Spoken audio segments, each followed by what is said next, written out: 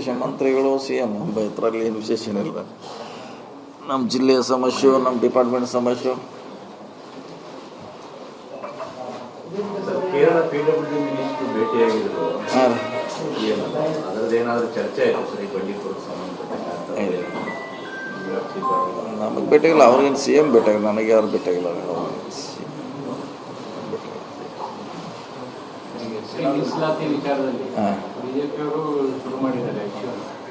ನೀವು ಕೂಡ ಮೊನ್ನೆ ಮುಖ್ಯಮಂತ್ರಿಗಳು ಭೇಟಿಯಾಗಿದ್ದಾರೆ.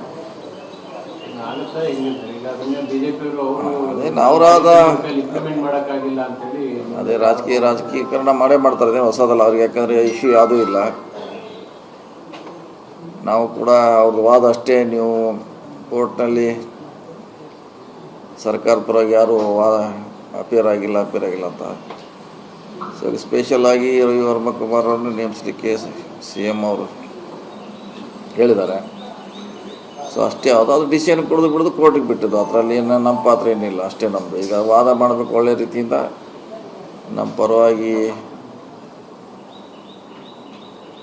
ಅನುಕೂಲ ಆಗೋ ರೀತಿಯಲ್ಲಿ ವಾದ ಮಾಡಬೇಕು ಅಷ್ಟೇ. ಈಗ ಮುಂದಿರೋದು ಅದು ಮಾಡಿದ್ವಿ, ನಿನ್ನೆ ಕೂಡ ಮಾಡಿದ್ವಿ ಸಿ ಎಂ ಅವ್ರ ನೇತೃತ್ವದಲ್ಲಿ.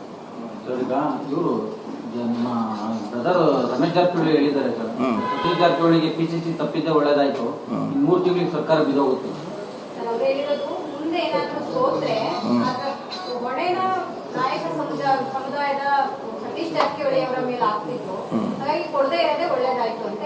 ಇಲ್ಲ, ಕೊಟ್ಟರು ಕೆಲಸ ಮಾಡ್ತೀವಿ, ಕೊಡದಿದ್ರೆ ಹೇಳಿರಲ್ಲ. ಅದೇನು ಅಧ್ಯಕ್ಷ ಕೊಡಬೇಕಂತೇನಿಲ್ಲ.